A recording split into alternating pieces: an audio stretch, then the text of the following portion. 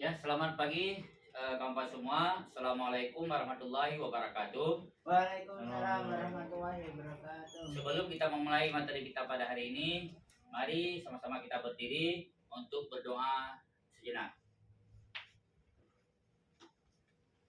Berdoalah sesuai dengan agama dan kepercayaan masing-masing. Doa dimulai. Doa selesai. Silakan kawan-kawan bisa duduk kembali. Nah, kawan-kawan, ini ada satu kata-kata dari saya untuk kita semua. Ya, kata-katanya adalah masa depan adalah milik mereka yang percaya pada keindahan mimpi mereka. Di sini kita bisa melihat bahwa masa depan itu adalah terbangun daripada mimpi-mimpi yang selama ini kita impikan. Mudah-mudahan mimpi indah kita akan menjadi kenyataan. Amin. Next, kawan-kawan, ini adalah profil pribadi saya.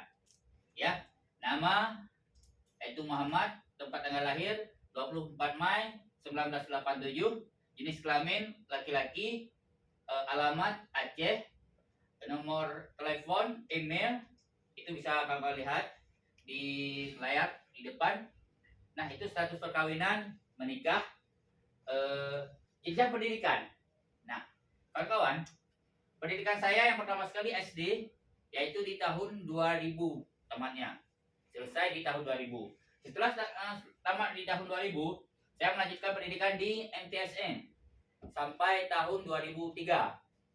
Ya, setelah 2003 tamat di MTSN, saya melanjutkan di MAN, Madrasah Aliyah Negeri. Ya, tamat di tahun 2006.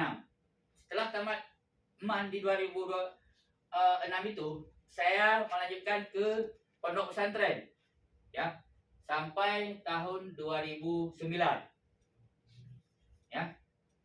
2009 setelah dari pondok pesantren saya melanjutkan pendidikan di S1 saya.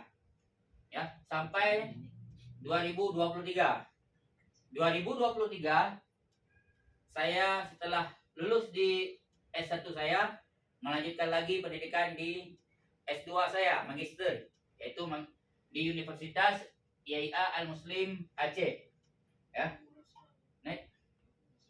Nah, dari CV saya ada kawan yang ingin ditanyakan? Cukup. Cukup. Ya. Lanjut. Ya. Materi kita yang pertama adalah pengawasan terhadap tempat kerja dan lingkungan kerja. Ya. Kebersihan dan kerapian pada tempat kerja, gudang, ruang operasi, ruang produksi, B3, bahan mudah menyala dan lain-lain. Ya, ini contohnya. Bisa kawan lihat ya? Bisa. Yang kedua, kebersihan pada lantai, jalur rak kabel, ducting, ventilasi, blower. Ya. Yang ketiga, perapian terhadap sistem buangan barang tidak terpakai yang mudah menyala, simpan atau jauhkan dari sumber api. Yang keempat, sarana proteksi kebakaran mudah dilihat dan tidak terhalang. Selanjutnya, sarana jalan keluar harus bebas hambatan dan kedap asap dan panas.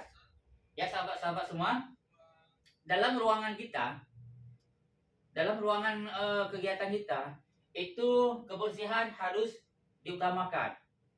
Jadi kalau ada misalnya kertas-kertas yang nggak lagi dipakai, tolong kawan-kawan dibuang ke tempat tong sampah yang telah disediakan oleh panitia. Ya, begitu pula di jalan. Jangan ada jalan nanti misalnya licin. Nah, kan harus jalannya bagus. Ya.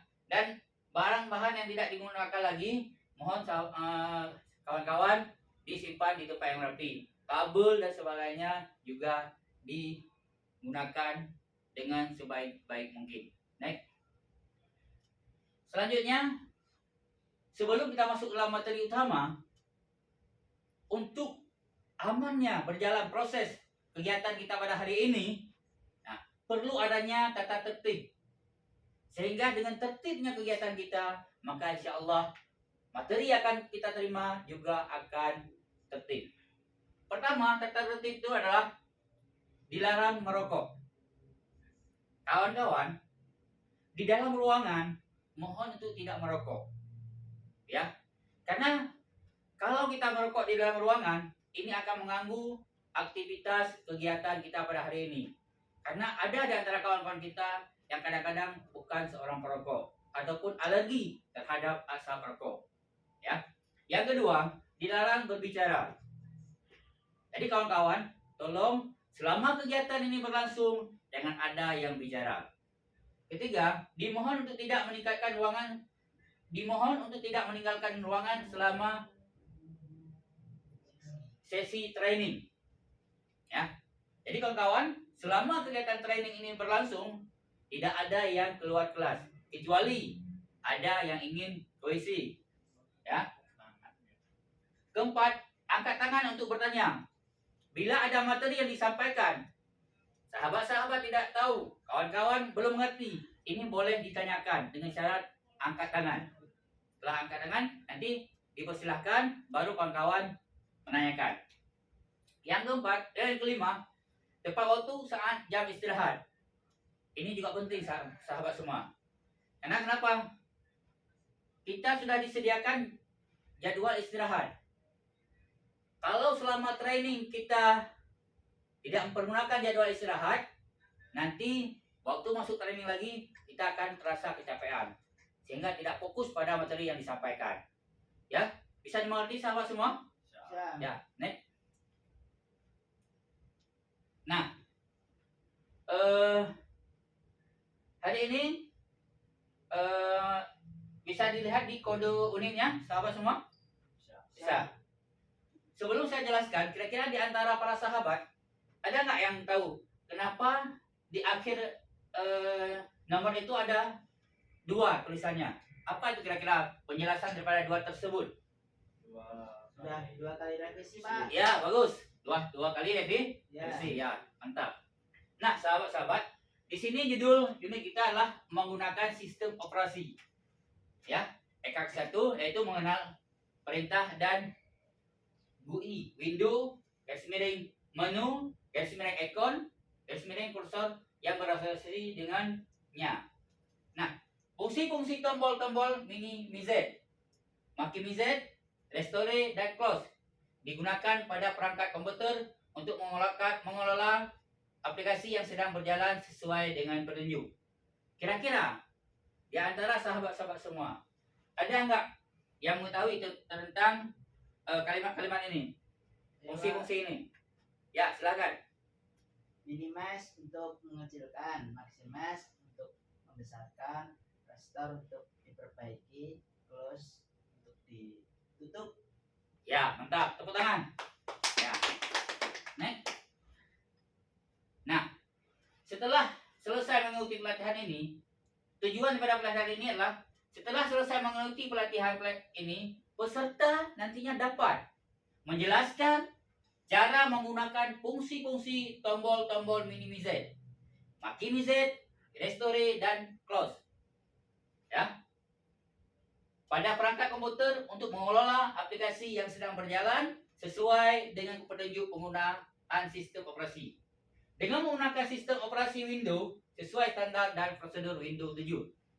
Ya. Diharapkan peserta nanti setelah mengikuti pelatihan ini mampu ya menggunakan tombol-tombol tersebut dengan benar dan baik. Next.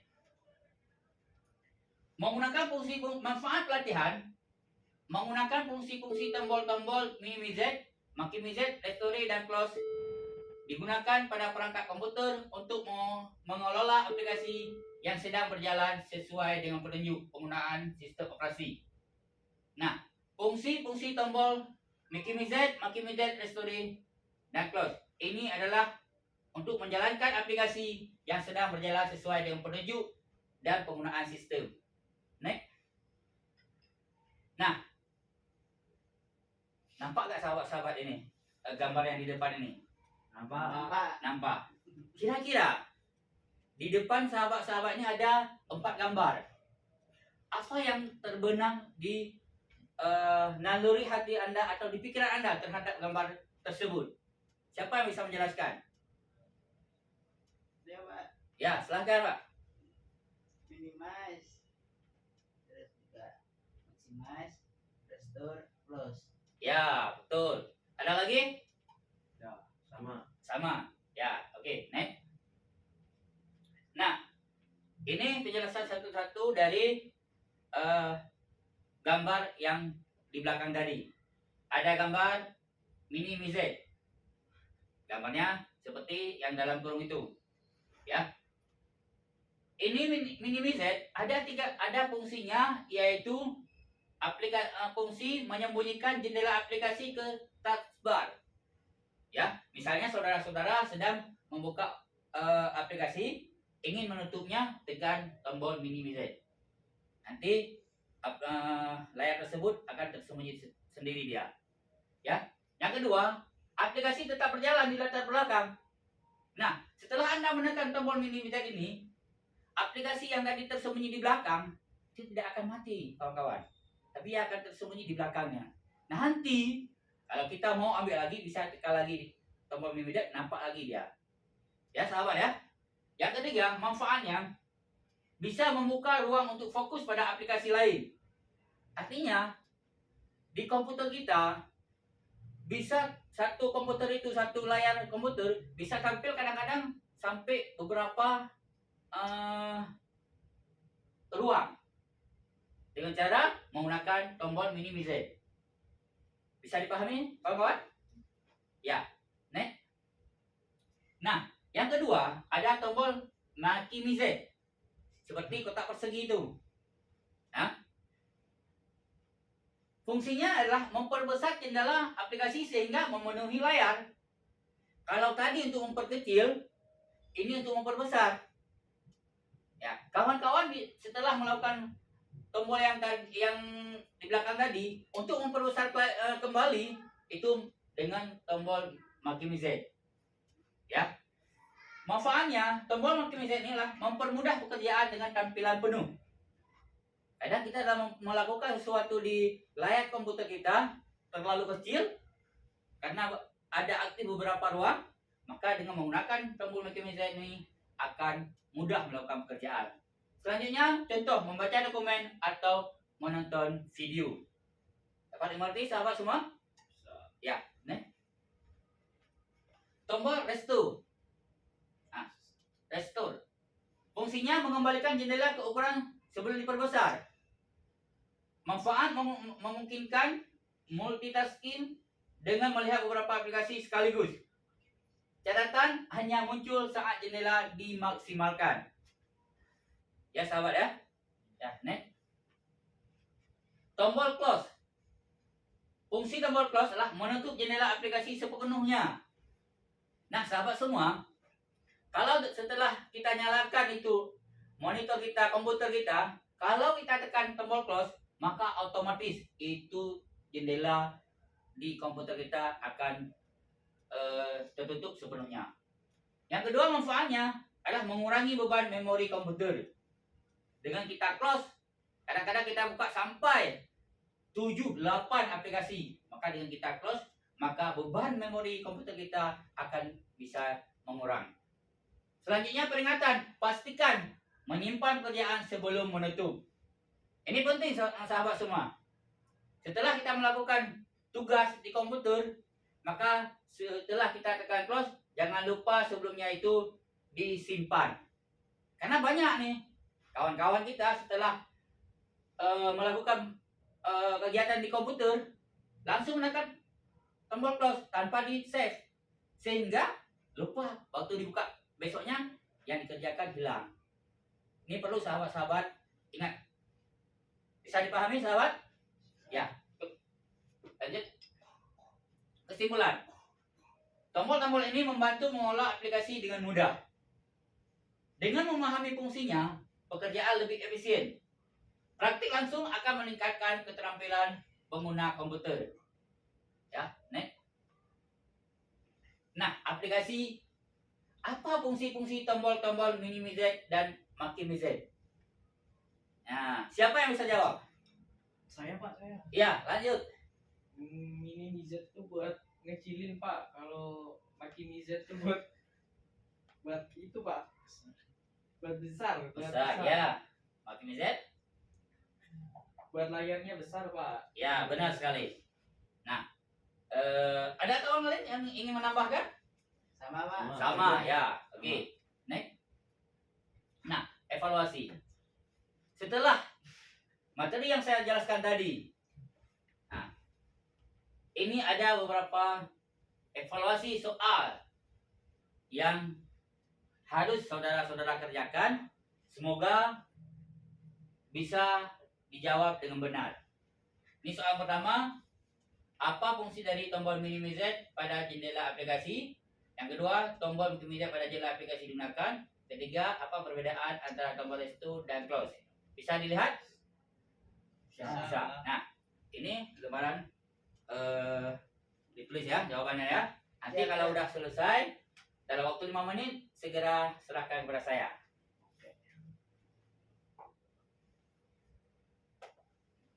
Ada yang udah selesai? Sudah. Ya, Belum. ambil. Sabar Pak. Sebentar. Ya. Nah, ini tukar. Nih, ya. Nah, ini coba kita selesaikan sama-sama. Ya, kita jawab sama-sama. Yang pertama, apa fungsi dari tombol minimize pada jendela aplikasi? Siapa yang bisa jawab? Saya Ya, kamu. C. Hah? Yang C. C. Menyembunyikan jendela aplikasi ke taskbar. Ya. Ya, benar. Yang kedua, tombol minimize pada jendela aplikasi digunakan untuk siapa yang bisa jawab? Ya. B. Ya. B. Memperbesar jendela aplikasi hingga memenuhi layar. Ya, bagus. Yang ketiga, apa perbedaan antara tombol restore dan close? Siapa yang bisa jawab? Ya. Ya. C. Nah. Apa itu? C. Restore mengembalikan ukuran jendela ke semula sedangkan close menutup aplikasi. Ya, benar.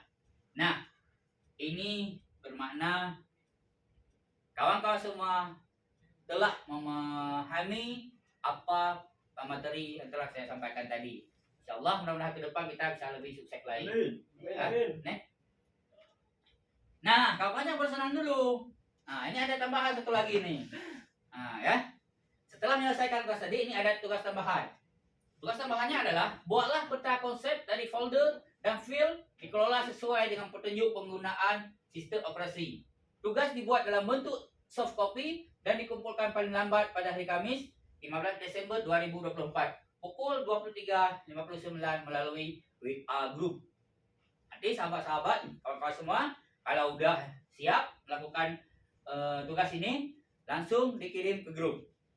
Ya, saya tunggu ya. Sampai batasnya 15 Desember 2024 pukul 23.59. Ya, bisa dipahami sahabat semua? Bisa. Ya, next. Nah, terima kasih. Ya, terima kasih. Jadi sebelum kita menutup materi kita pada hari ini, marilah kita melihat kembali dan membersihkan kembali ruangan kita.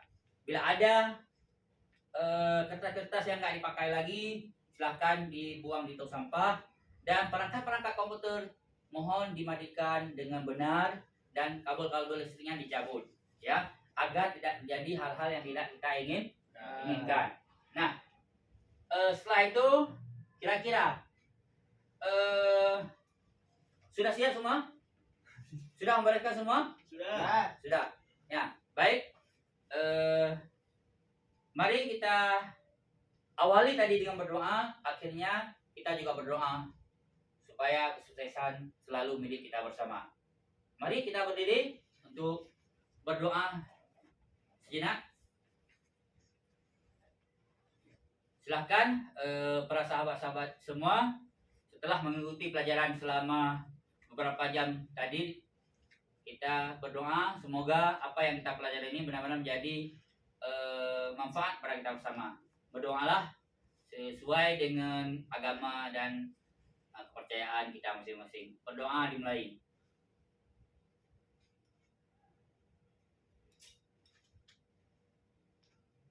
Doa selesai. Ya. Sebelum itu kita yel dulu ya. Biar semangat keluar kelasnya ya. Ya, Nah, biar semangat. Bisa lihat nih udah pada agak antuk-antuk semua nih. Nah, Ya. Gimana yel-yelnya? Kamu tahu gak gimana cara yel-yelnya? Biar Belum. semangat. Belum tahu, Pak. Belum tahu. Iya. Bapak? Belum. Berarti yel-yelnya gini. Kamu pimpin depan.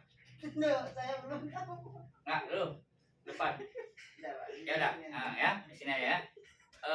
Yel-yelnya kalau dikatakan pagi berarti pagi ya. Coba. Semangat pagi. Pagi. Luar biasa. Keren ya.